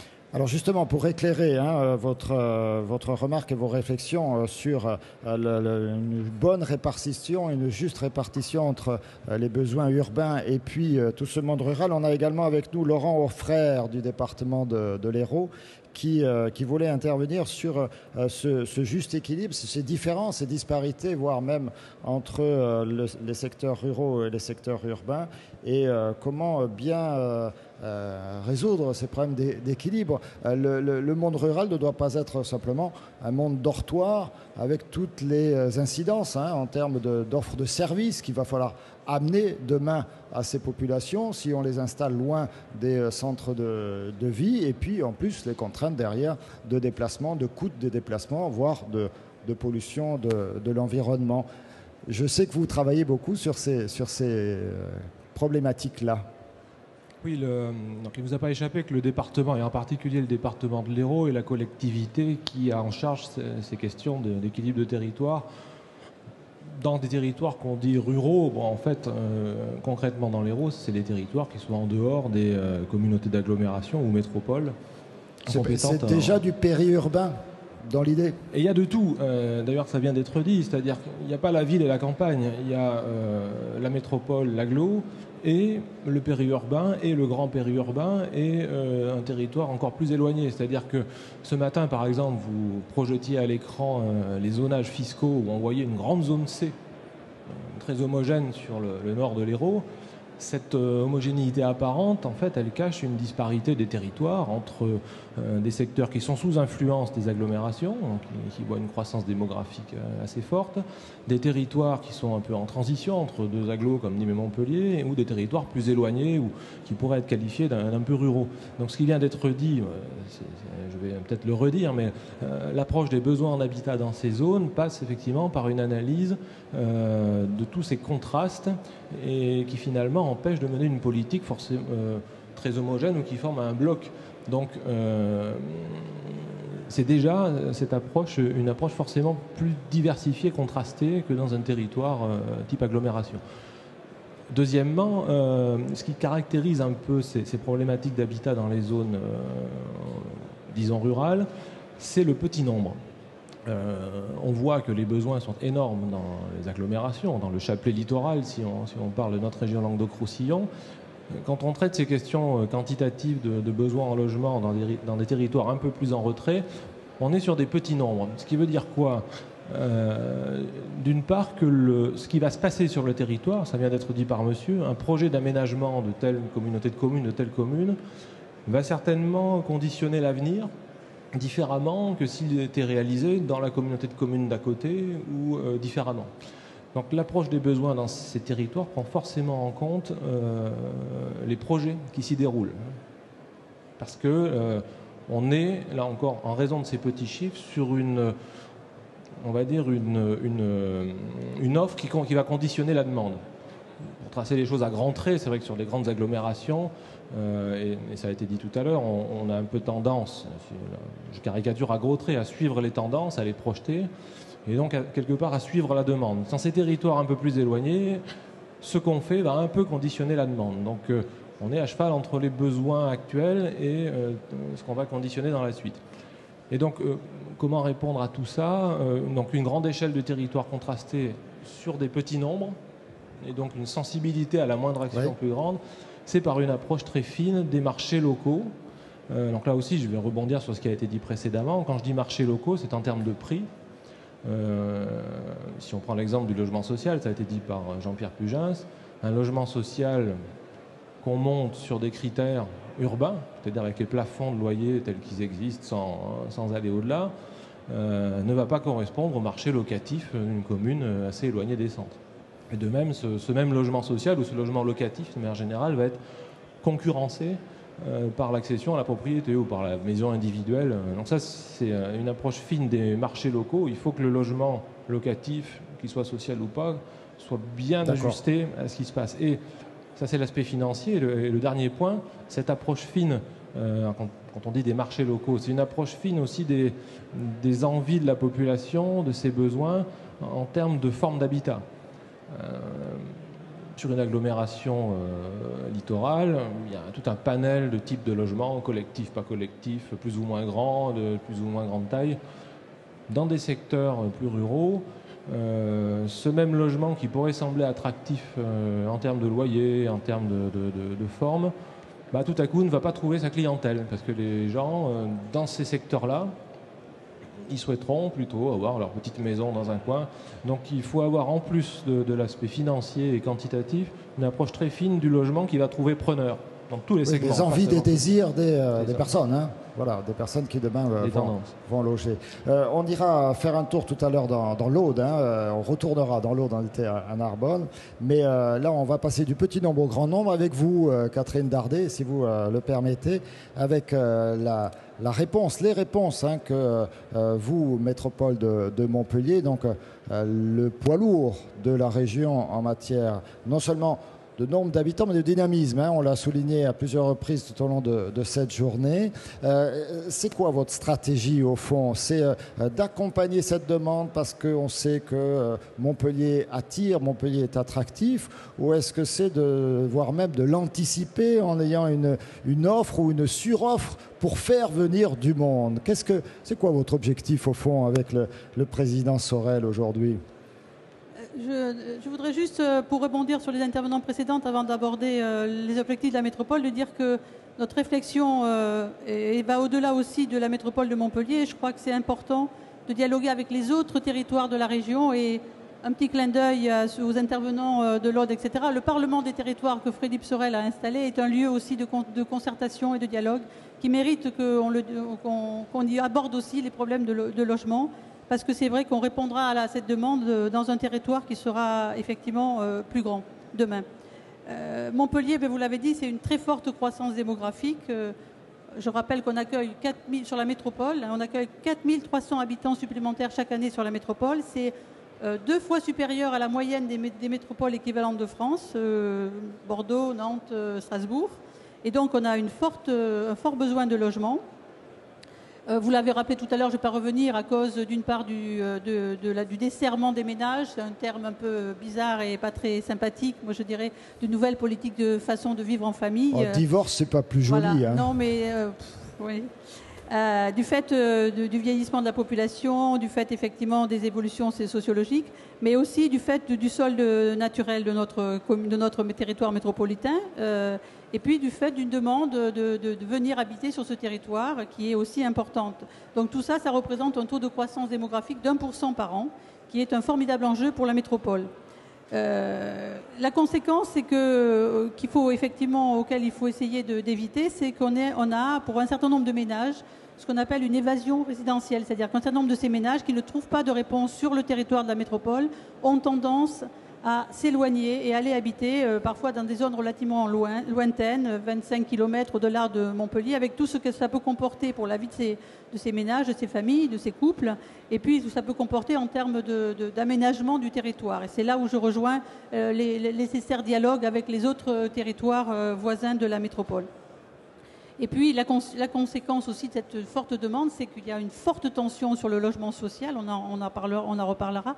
On a actuellement, pour vous donner des chiffres, 21 600 demandes de logements sociaux qui ont été enregistrées en 2014 sur le territoire de la métropole. Et c'est pour ces 21 600 demandes, on a attribué 3 400 logements sociaux. C'est-à-dire qu'une demande sur 6 est satisfaite. Donc vous voyez un peu la tension que ça représente en termes de vie de ces demandeurs de logements sociaux, de vie des familles et de capacité et nous, en tant qu'élus, la difficulté que l'on a tous les jours à essayer de répondre à ces attentes. Et parmi ces demandes de logement social sur la métropole, on a aussi un élément qu'il faut prendre en compte, c'est les demandeurs précaires, c'est-à-dire, vous l'avez évoqué à la table ronde précédente, ceux dont les revenus sont les plus faibles, et on a 77% de demandeurs qui ont un niveau de revenu qui est conciliable avec un financement en PLAI, donc avec le loyer le plus bas de nos logements sociaux. Donc c'est vraiment des enjeux fondamentaux auxquels il faut qu'on réponde. Donc, qu'est-ce qu'on fait? On a fait une politique volontariste et je crois qu'il faut rendre hommage depuis 2013 à l'agglomération et maintenant à Montpellier Méditerranée Métropole, puisqu'on a une politique volontariste déclinée dans notre programme local d'habitat pour essayer de répondre à cette demande et de freiner aussi cette évasion vers une résidence beaucoup plus lointaine. Objectif quantitatif, parce que vous l'avez dit aussi, ce n'est pas simplement un problème de quantité, c'est un problème de qualité. Et ça, je crois qu'on en reparlera. Quantitativement, c'est 5 000 logements que nous avons par an à produire par an depuis 2013 jusqu'en 2018 dans notre programme local d'habitat. 5 000 logements nouveaux par an, dont 30% de logements sociaux et 20% de logements en accession dite abordable, c'est-à-dire en accession qui soit beaucoup plus en adéquation avec le niveau de revenus, des ressources de nos habitants, qui permet notamment d'essayer de faire de ce qu'on appelle un parcours résidentiel, c'est-à-dire que de faire un peu bouger et de faire espérer aux habitants des logements sociaux qu'ils pourront avoir une évolution dans leur mode de logement. Alors, on a bien retenu les fameux 3 niveaux très présents à Montpellier dans la démarche. Donc, on pourra revenir avec vous, mais je vais profiter. Là, on a qu'est-ce qui se passe ici? Une démographie galopante. Il faut construire des crèches. Oui, on construit aussi avec les logements sociaux des crèches, c'est sûr, c'est normal. C'est logique, des services publics en général. Souhaiter construire autant de logements dans finalement des délais aussi courts, j'imagine que ça met en tension. Alors on a parlé de tension pour les locataires, mais ça doit mettre en tension également les services. On a beaucoup entendu ces difficultés. Alors il y a la réglementation, mais il y a aussi l'organisation derrière des services. Il y a des changements de réglementation réguliers. Il faut assimiler tout ça. Il faut faire de la formation. On a avec nous Yves Nury, qui est directeur général adjoint à la métropole, donc en charge des services. Comment vous faites, vous, pour vous organiser quand vous avez le micro ne devrait pas tarder. Il est là-bas, regardez, il est en train de bavarder là-bas, le micro, mais il va non, restez avec nous. Non, vous inquiétez pas, le micro va arriver. Simplement, je vais terminer ma question. Comment vous organisez-vous les services techniques dans une ville ou une métropole comme Montpellier quand on vous dit il faut faire encore plus de logements, ça veut dire gérer encore plus de dossiers, ça veut dire écouter encore plus de promoteurs, ça veut dire écouter Jean-Pierre Pugin, c'est pas toujours facile parce que des fois il râle. Comment vous faites derrière? Oui, la question, c'est pas tellement celle des services, mais celle de la collectivité. C'est comment mettre en œuvre, en fait, les principes qui ont été dictés à l'instant par Catherine Dardet pour faire que ce PLH ne soit pas une incantation, mais puisse être effectivement réalisé sur le terrain. La réponse, elle n'est surtout pas unique et elle n'est pas cantonnée uniquement dans le logement social. Elle est en fait globale. Elle s'inscrit dans la continuité et elle nécessite la mise en place, outre d'une gouvernance forte, vous avez compris que le logement social, c'est l'une des priorités de nos élus, mais aussi d'outils complètement adaptés pour arriver à répondre à la question. On l'a dit, nos difficultés, c'est qu'on a à la fois un marché qui est tendu, donc pour faire écho à ce que Jean-Pierre Pugin disait tout à l'heure, c'est-à-dire qu'il y a une inadéquation entre l'offre et la demande. Notamment, on a des prix fonciers et des prix immobiliers qui sont trop élevés dans cette agglomération, dans cette métropole, par rapport à une demande. On est une terre de contraste. qui émanent de ménages qui ont des revenus relativement faibles par rapport à ailleurs. Donc comment résoudre cette équation-là? La première chose, et à l'amont dans le temps et dans l'espace, c'est de faire des réserves foncières. Ce à quoi cette métropole s'attelle depuis une trentaine d'années. Encore cette année, le budget de la métropole en matière de réserves foncières est de 12 millions d'euros. Sans compter 12 millions d'euros pour acheter des terrains, pour c'est acheter du foncier, pour le logement notamment social et pour l'économique, auquel s'ajoutent les actions qu'on mène avec l'EPF qui s'ajoutent aux 12 millions d'euros juste au niveau de la métropole. Ça doit être 3 ou 4 millions d'euros en sus de la ville de Montpellier proprement dite. En saisissant le droit de préemption, les outils fonciers classiques, j'y reviens pas. La deuxième chose, le PLH n'est pas un document isolé. C'est un document qui s'intègre dans une série de documents de programmation et de planification qui sont intégrés tous au niveau des 31 communes de la métropole. Le SCOT, le PLH, mais aussi le PDU, c'est-à-dire les plans de déplacement urbain. Donc, dans chacun de ces documents, la question du logement social est prise en compte et les zones d'extension de la ville ou de renouvellement privilégié de la ville sont intégrées le plus à l'amont possible. On lit le SCOT de Montpellier, on sait où se feront les quartiers de demain, où sont mis les priorités, où le logement social se réalisera donc du coup en priorité. Ça, c'est fondamental et ça permet de mettre en place les grandes opérations d'aménagement dont Stéphanie Janin parlait ce matin, à travers les AC aménagés par la SERM et par la SAM, et qui font à peu près 50% de la production sur le territoire de la ville de Montpellier, et qui doit faire à peu près 30 à 40% de la production sur le territoire de l'ensemble de la métropole. La question qu'on se pose aujourd'hui, c'est comment arriver à produire suffisamment de logements sociaux et, pour reprendre ce que disait Catherine Dardet, suffisamment de logements en accession abordable en dehors de ces AC. Sur les AC, le foncier est maîtrisé, l'aménageur, le processus d'aménagement est maîtrisé. Donc là, les choses se déroulent dans le droit fil du PLH. 30% de logement social, 20% d'accession abordable, etc. En revanche, en diffus, c'est pas la même chose. C'est ce que vous appelez le diffus, hein. Ce sont les terrains les fonciers isolés qui ne sont pas maîtrisés et qui se retrouvent... voilà. Sachant que la difficulté, c'est que lorsqu'on a une politique urbaine qui a une continuité, qui est marquée, qui est qualitative, dont on parle, qui a un certain rayonnement, effet de rayonnement, du coup, on crée ce qu'on appelle une valeur de localisation, c'est-à-dire que le projet urbain, le tramway, par exemple, va créer de la valeur foncière supplémentaire qui, à la fois, sert le logement, les usagers, les habitants, mais qui en même temps va créer des difficultés pour réaliser de nouveaux logements supplémentaires. Ça fait monter les prix. Ça fait monter les prix. Et par rapport à ça... Plus vous êtes efficace et plus vous faites de la qualité, plus vous faites monter les prix, plus vous vous éloignez de la réalité de la demande. Ben, c'est l'un des paradoxes de la vraie vie lorsqu'on fait de l'aménagement, effectivement. Plus on fait de la qualité, plus on est attractif, plus du coup on est obligé d'être fin.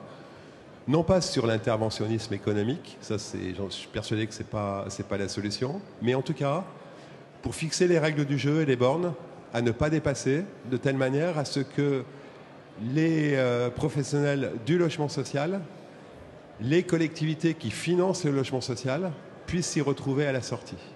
Donc ça c'est le vrai sujet qu'on traite depuis ces dernières années, notamment pendant les années de bulle immobilière, avec, si vous permettez en deux mots, des outils clés qu'on a expérimentés en partenariat très étroit avec la Fédération des promoteurs immobiliers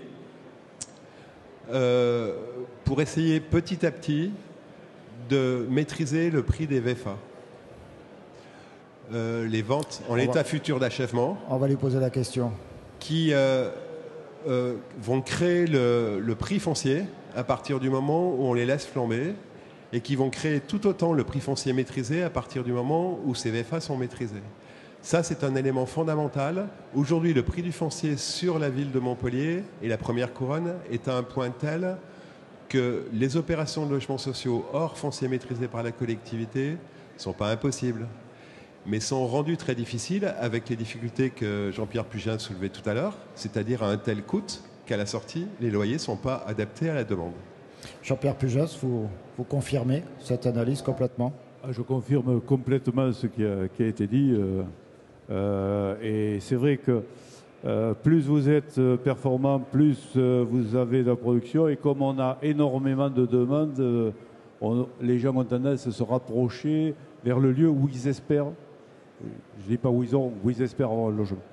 Et on fait un goulot de... Ça veut dire qu'il y a une forme de concurrence entre vous pour l'accès aux fonciers, entre bailleurs sociaux peut-être, je ne sais pas, entre bailleurs sociaux et promoteurs privés, entre bailleurs sociaux et promoteurs privés qui fait du VFA pour les bailleurs sociaux. Tout ça, c'est de la concurrence finalement? Sur les zones maîtrisées, les ZAC, ce qui est dit, il y a une définition du zonage des bailleurs sociaux. C'est la collectivité qui définit. Voilà. Et ça va très bien. Et puis, il y a généralement même un prix d'achat du foncier qui est fixé.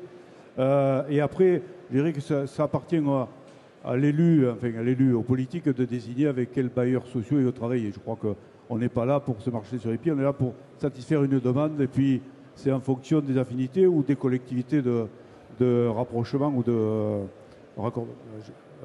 collectivités... comment on dit ça? Rattachement, pardon, cherche le mot, j'ai entendu. D'accord. Quelqu'un m'a soufflé. Donc ils se font. Après, sur le reste, les bailleurs sociaux, certains jouent le jeu.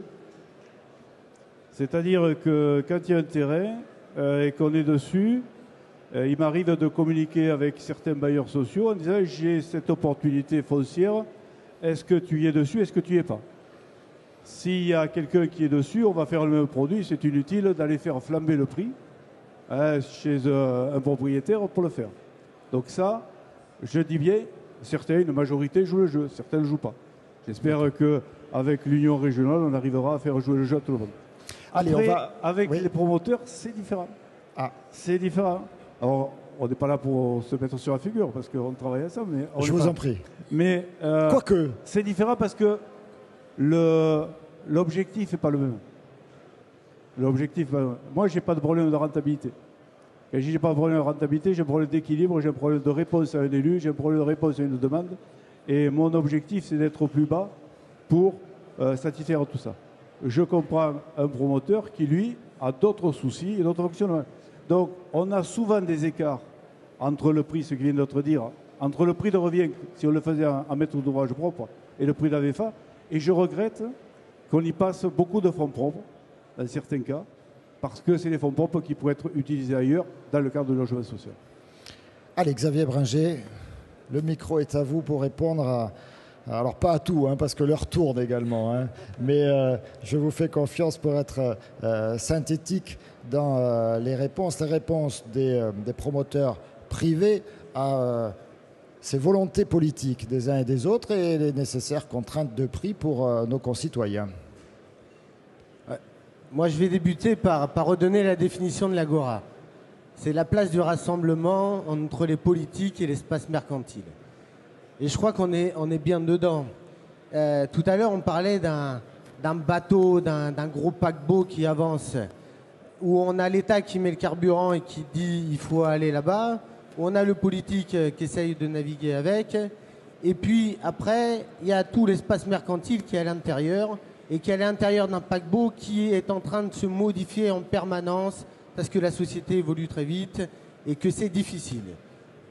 À l'intérieur de ça, quand on fait du logement social, etc., on pourrait se dire on va ravitailler ce paquebot avec un hélicoptère ou d'autres petits bateaux, etc. Mais il n'y a plus l'argent pour le faire.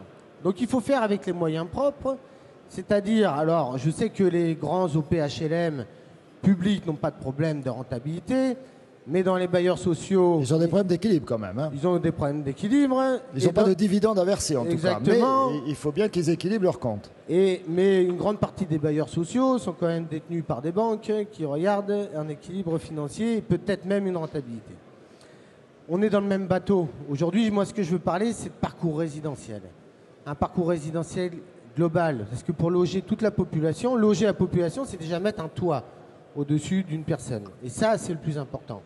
Qu'on soit promoteur privé, qu'on soit bailleur, qu'on soit les élus, leur responsabilité, c'est de construire du logement et de construire du logement à 2030. Ce matin, on me disait, nous, en tant que promoteurs privés, L'horizon que l'on a, c'est les élections présidentielles en 2017. Aujourd'hui et tout à l'heure, avec tous les chiffres statistiques, on voit que dans la région, le besoin, il est jusqu'en 2030. C'est déjà un élément fantastique. L'étude a été faite jusqu'en 2030. Peut-être que le besoin va se prolonger. Et sûrement au-delà. Mais au minimum en 2030. Alors aujourd'hui, comment on fait? Il y a eu une période, loi SRU, je crois que c'est 2002 ou 2004, le début. Donc 2000, c'est les 15 ans. On avait Jean-Claude Guessot hier. C'est quand même très très récent. La politique de la reconstruction de la ville sur la ville, c'est-à-dire la mixité sociale au palier, les premiers logements livrés, c'est 2011. Donc on est vraiment dans une vraie révolution. Et je crois que tous ensemble, il faut qu'on travaille à cette révolution. Alors, quand on vend en VFA, dans un foncier qui est cher, parce que il y a, et parce que Christophe Pérez qui est là, il l'a bien aménagé, parce que Yves Nury et nos politiques, ils ont fait de notre territoire un territoire attractif.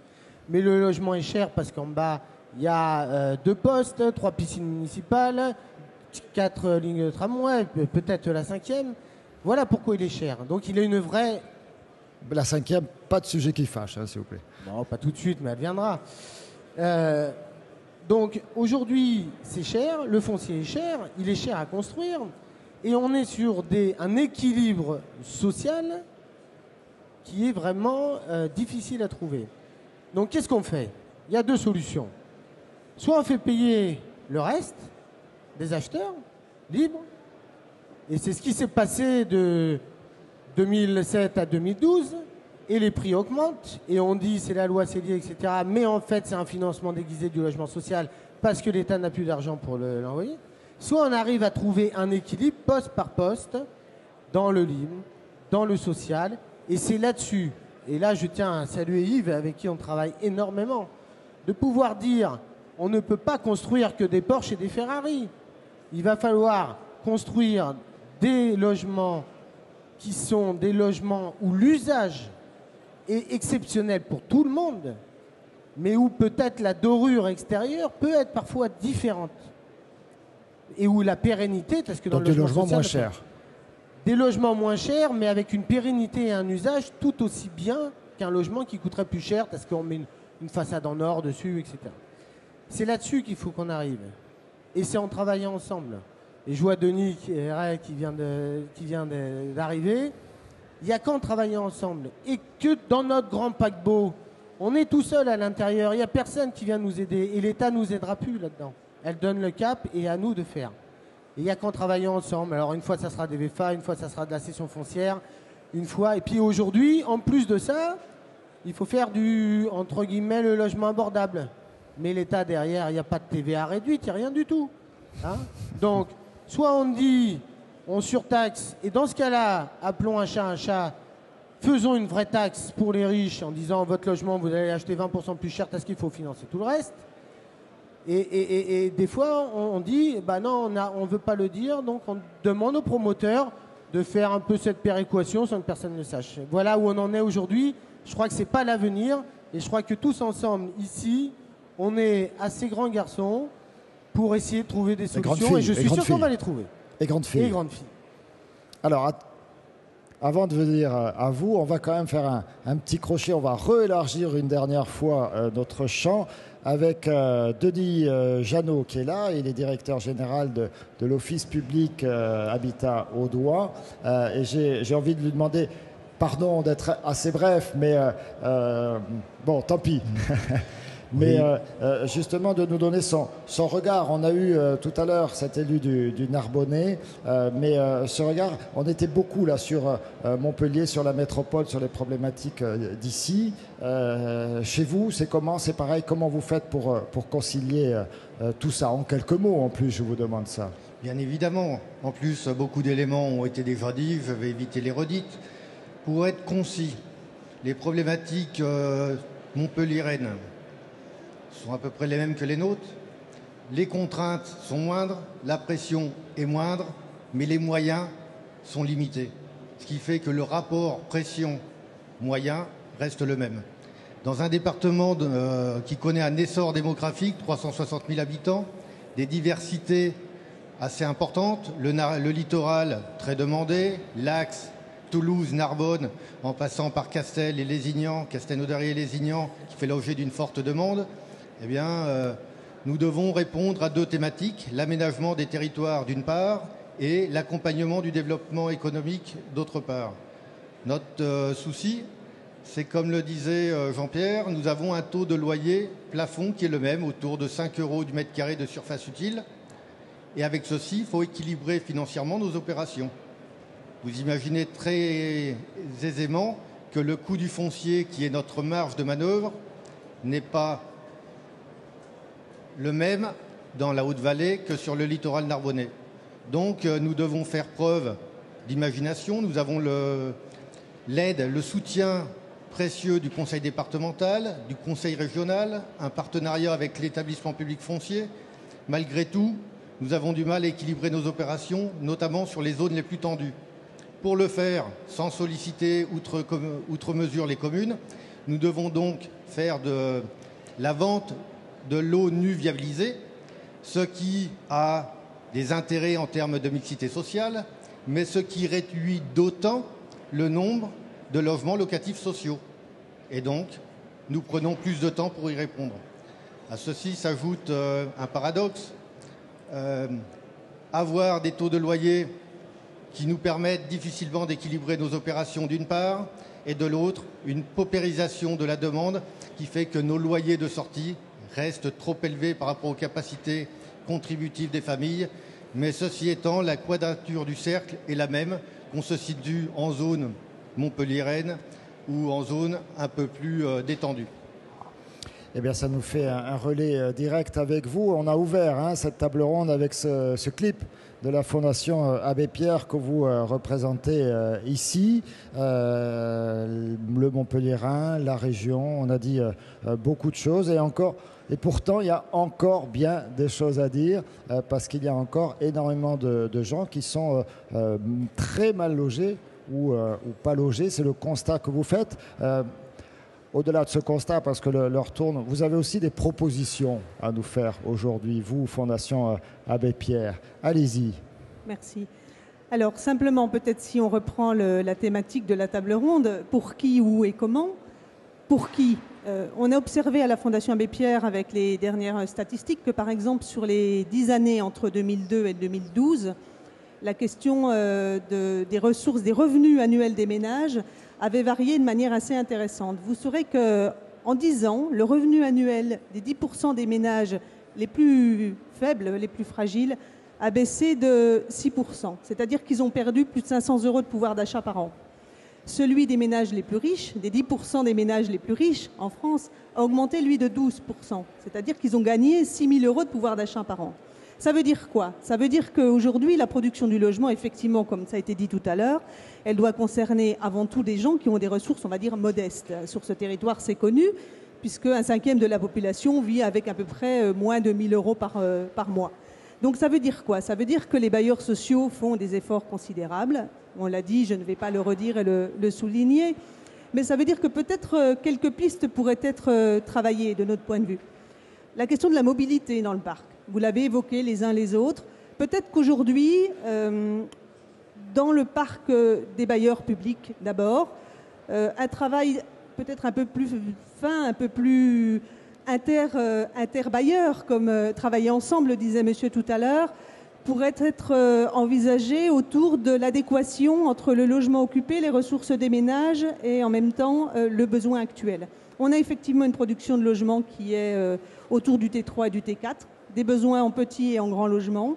Les gens entrent dans le logement à une période de leur vie, ils restent souvent assez longtemps pour des raisons économiques. Est-ce qu'à un moment de leur vie, mobilité dans le parc ne serait pas intéressante à examiner avant d'attendre les impayés et éventuellement des expulsions probables? Première question. Deuxième question, on a parlé de travailler ensemble avec les bailleurs publics, le secteur privé, les promoteurs, très bien. On oublie peut-être également le secteur associatif. On a sur le territoire régional des bailleurs associatifs qui peuvent faire ce qu'on appelle de la maîtrise d'ouvrage d'insertion, qui sont habilités pour le faire et qui peuvent, eux, peut-être dans la dentelle, sur des territoires plus difficilement accessibles pour des opérateurs qui ont effectivement besoin d'avoir une mécanique un peu lourde à déployer, aller examiner comment ou produire en logement neuf ou réhabiliter du parc ancien, existant, soit vacant. Vous savez qu'on a un taux de vacances important dans la région. Vous avez parlé des résidences secondaires tout à l'heure qui étaient parfois inoccupées, y compris l'intégralité de l'année. On a un parc indécent, on a un parc parfois indigne, on a un parc parfois très dégradé. Est-ce qu'on n'aurait pas intérêt à aller examiner d'un peu plus près ces situations-là sur la première couronne, ou en tout cas au-delà du littoral, ou dans l'arrière-pays, voire en milieu rural, pour essayer de trouver, de mobiliser, de capter de l'immobilier existant dégradé, et pour le remobiliser et le reconvertir, le reconventionner pour faire une offre sociale adaptée. Le bail à réhabilitation, par exemple, est sous-utilisé dans la région et dans le département. On en parle régulièrement avec les partenaires, y compris avec les partenaires du département. Il nous semble à la Fondation Abbé Pierre que c'est un outil qu'on pourrait réactiver. Donc ça, c'est quelques pistes, un peu dentelles peut-être, mais qui peuvent certainement permettre d'accompagner certains relogements. Et puis tout ce qu'on se dit là, ça concerne aussi le développement des territoires, l'urbanisation, on est bien d'accord, mais aussi la question de l'activité économique qu'on n'a pas évoquée là. Effectivement, si on propose du logement aux personnes de façon un peu éloignée des métropoles et des centres de services, ça veut dire qu'il faut aussi regarder en même temps la question de l'activité économique. On peut aussi, encore une fois peut-être à la marge, mais travailler sur des logiques plus participatives. On peut aussi créer de l'emploi à travers la construction, y compris pour les gens qui en sont très éloignés, sur des modes un peu accompagnés. Là, il y a des expériences qui existent que peut-être on pourrait revisiter dans la région. Voilà, c'est quelques pistes que j'avais envie de vous proposer aujourd'hui. Et puis peut-être rappeler également que sur nos territoires, on a parlé du PLH, on a parlé des réserves foncières, des réserves immobilières. On a un certain nombre de personnes qui sont sans solution aujourd'hui et que toutes ces réserves, elles peuvent peut-être aussi à certains moments être mobilisées de manière temporaire, je dirais, ou avec des baux précaires pour permettre des solutions intermédiaires entre rien et le logement définitif qu'on appelle de nos voeux, bien évidemment. Voilà en gros quelques pistes que je souhaiterais pouvoir travailler avec les partenaires locaux, tous ensemble. Voilà, hein, vous m'avez dit que vous souhaitez, entre autres choses, il y a vos propositions, mais peut-être déjà, tout simplement, il y a cette table ronde aujourd'hui, mais elle n'est pas très détaillée, puis elle est peut-être un peu décousue, et puis elle est peut-être sur des thématiques assez vastes, mais peut-être une table ronde à laquelle vous participeriez, voire que vous organiseriez, pourquoi pas, parce que bon, nous, on ne va pas tout faire, hein, pour réunir les bailleurs sur ces possibilités beaucoup plus fines. Hein, vous le disiez, bon, ça va peut-être moins intéresser les promoteurs qui ont des projets importants à mener, peut-être un gros bailleur, on imagine, on a dit, je ne sais plus, 10 000, 12, 13 000 logements vous gérez. Peut-être qu'il y a des choses à trouver justement avec la ville, avec la métropole. Est-ce que vous, les bailleurs d'ici, est-ce que vous, évidemment, vous êtes prêts à participer à quelque chose qui irait certainement peut-être plus dans le détail pour aller trouver des solutions? Oui, de toute façon, l'abbé Pierre est membre de notre conseil d'administration, enfin, pas l'abbé Pierre, la fondation Abbé Pierre est membre de notre conseil d'administration. Je crois que dans ce qui a été dit, il y a une chose importante et ça rejoint le mot qui a été dit, ensemble. Aujourd'hui, les mutations, tout ça, ça se fait bailleur par bailleur à l'interne. Et il y a quelque chose qui est important qui est en train de se faire avec les EPCI, sur les contrats de ville. Les contrats de ville qui vont être signés à la fin de l'année, au 31 décembre, et qui vont un peu définir ça. C'est-à-dire quelle est la politique d'attribution, la politique de priorisation des demandes et des demandeurs au niveau de l'EPCI. Et c'est au bailleur à s'adapter à l'EPCI. Alors j'espère de tous mes voeux, parce que je le dis depuis très longtemps, que ça permettra d'avoir des échanges croisés entre bailleurs et que le problème que je ne pourrais pas résoudre chez moi, ben, je pourrais le résoudre à côté ou peut-être que je résoudrai un autre problème. Donc je crois qu'on avance dans ce sens-là. Et avec, alors c'est un peu compliqué parce que c'est très lourd à monter, il y a pas que, on ne parle pas que des attributions, mais les contrats de ville pour moi vont être un premier élément fédérateur parce qu'on va organiser le fonctionnement à l'intérieur d'un PCI, ce ne sera pas un ensemble de petits documents qui fonctionnent les uns contre les autres. Est-ce que le contrat de ville, Madame Dardet, va inclure, pardon, je suis fatigué, mais les contributions d'associations comme celle de la Fondation Abbé Pierre? Oui, ça va arriver, il va monter le micro. Non, mais alors on va en prendre un autre.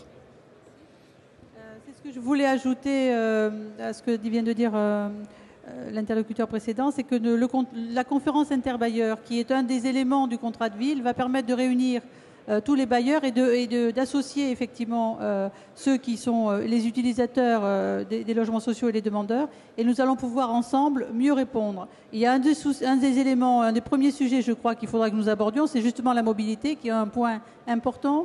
Elle existe déjà au sein du parc de logement social. Elle n'est pas suffisante. Elle n'est pas suffisamment souvent super interactive, super rapide. Donc c'est un des éléments. Donc on abordera au sein de cette conférence bailleur qui est liée à la politique de la ville, on va aborder l'ensemble de ces sujets et je pense qu'on va pouvoir avancer ensemble pour répondre aux besoins des personnes notamment les plus défavorisées. Eh bien écoutez, c'est sur ces belles paroles, ce bel engagement qu'on va clore cette table ronde. Effectivement, merci beaucoup de vos encouragements et de vos applaudissements pour tous les intervenants. On a essayé de rentrer tout ça dans une durée pas trop longue. J'espère que ça aura été intéressant jusqu'au bout. Merci encore à vous tous, bailleurs sociaux, au bout de 2 jours de débat. Allez, on remet ça demain. Effectivement, merci beaucoup Jacques, merci à vous tous. Demain, on démarre dès 9h30 avec les rencontres méditerranéennes autour de l'habiter en Méditerranée. Vous voyez, encore un vaste programme.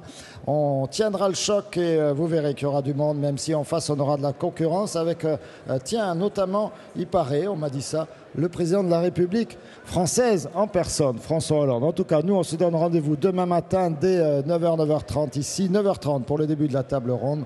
La grande table ronde, grande réflexion autour de habiter en Méditerranée. Merci encore à vous tous. Profitez bien de votre soirée et à demain matin.